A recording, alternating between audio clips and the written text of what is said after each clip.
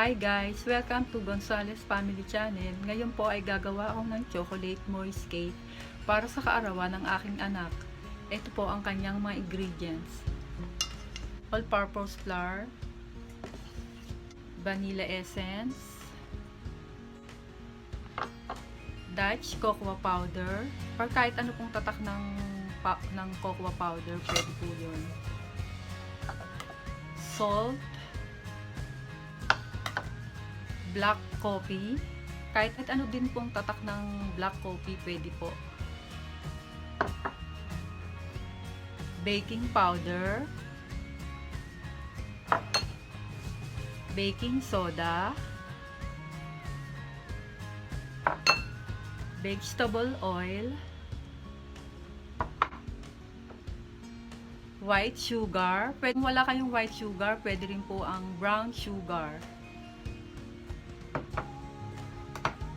Warm water,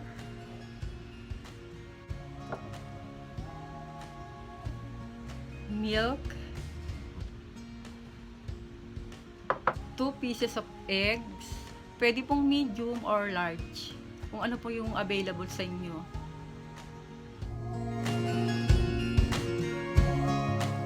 Una po, salain natin yung flour.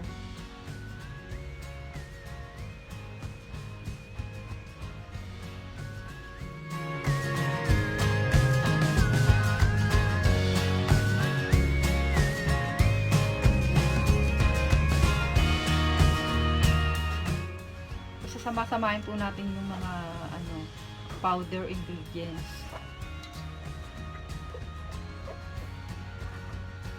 Yan po sasalain para hindi po siya mamuumuo.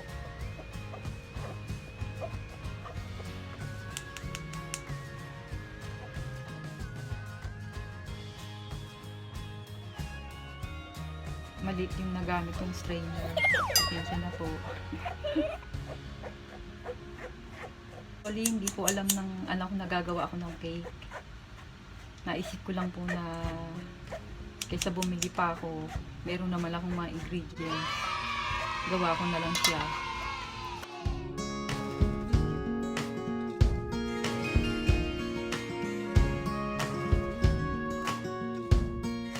Nasa work po kasi sila ngayon. Ako po, nag-absent po ako para lang magawa ko siya ng cake.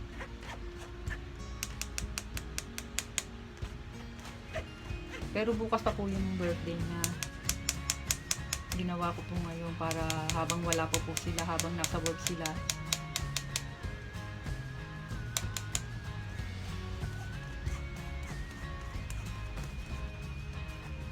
Sugar.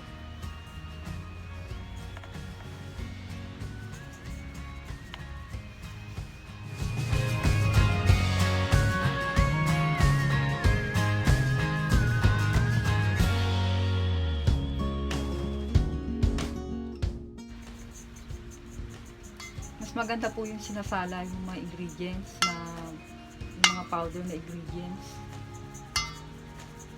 para hindi siya namumuo pag binigay niyo yung mga liquid ingredients.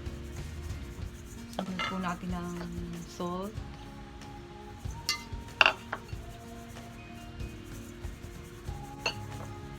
baking soda,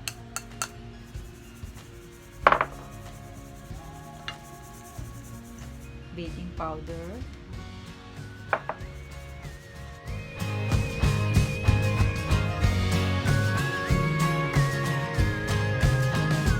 and then yung cocoa powder.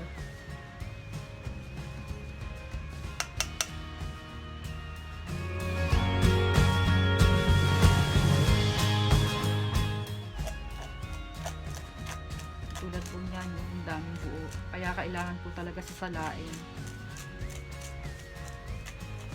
Kasi ang dami ng buo.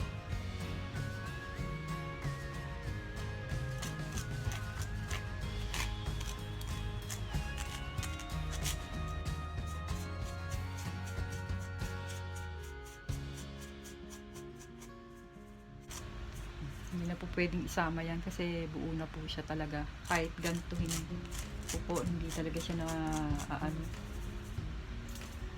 po, halu-haluin po natin. Pagsama-samahin po natin.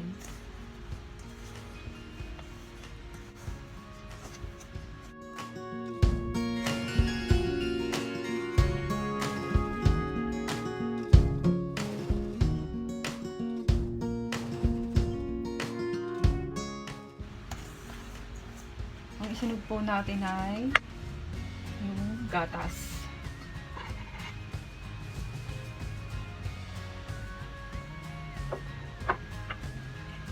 2 pieces of egg, and then oil, vegetable oil po, kahit anong brand po ng vegetable oil pwede. Kung wala po kayong oil, butter,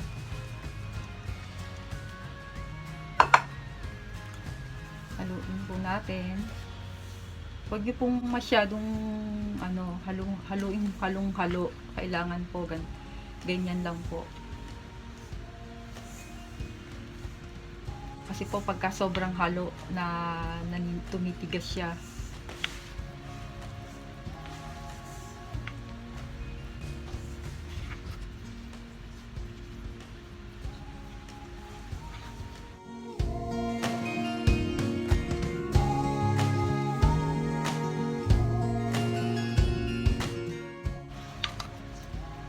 Ganyan lang po siya paghalo.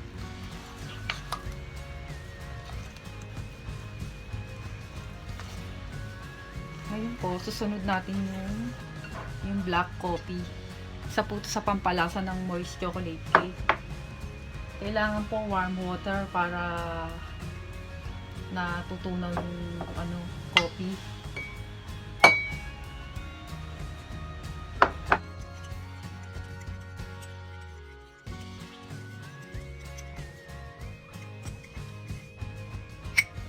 Unti-unti po natin siya ibubuhos.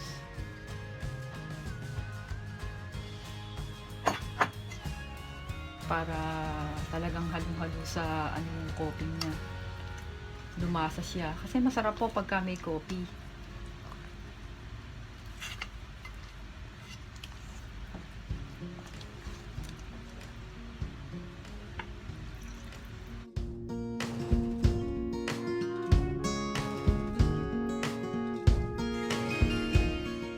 Po, nailagay na po natin lahat. Halo lang po, halo. Wag pong masyadong yung ganong halo. Hindi po ganon. Kailangan ganito lang po. Mild lang po yung halo.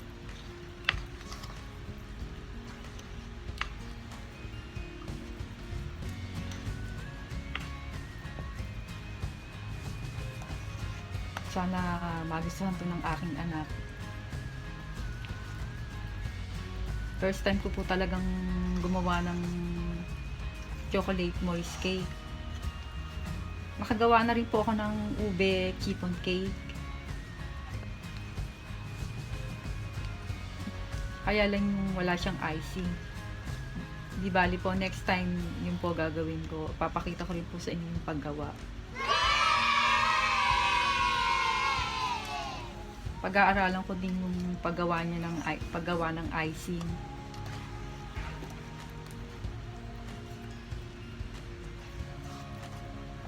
Halo po, halo para yung mga namumuong sangkap mapahalo po sa liquid ingredients. At kailangan po ng may kasamang halong pagmamahal para masarap ang ating chocolate moist cake.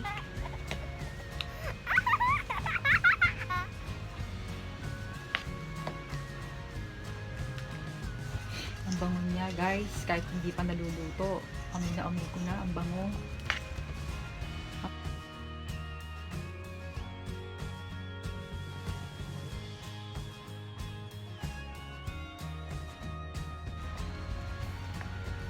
Kailangan po, pag habang ginagawa nyo to, iniinit nyo na yung oven.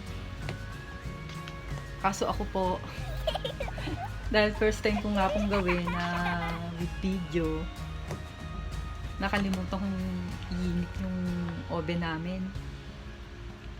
Sa 170 degrees Celsius, for 20 minutes. 15 to 20 minutes po. Lagay na po natin sa ano, sa lagayan niya. Ito po yung lagayan niya. Nilagyan ko po ng baking sheet para ano, hindi siya manikit. Para mas madaling tanggalin. Amoy na amoy, ang bango.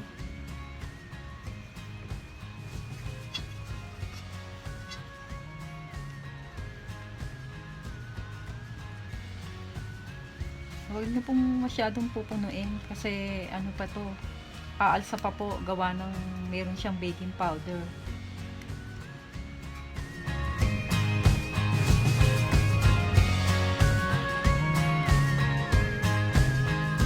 Dalawa po yung nagawa ko. Ang ginamit ko po lang, nagamit kong flour, ano, 1 3/4 cup. Pero marami na po siya pag pinagsama-sama mo yung ingredients. Ngayon, lalagay na natin siya sa oven. Dalawa pong ganito yung nagawa ko.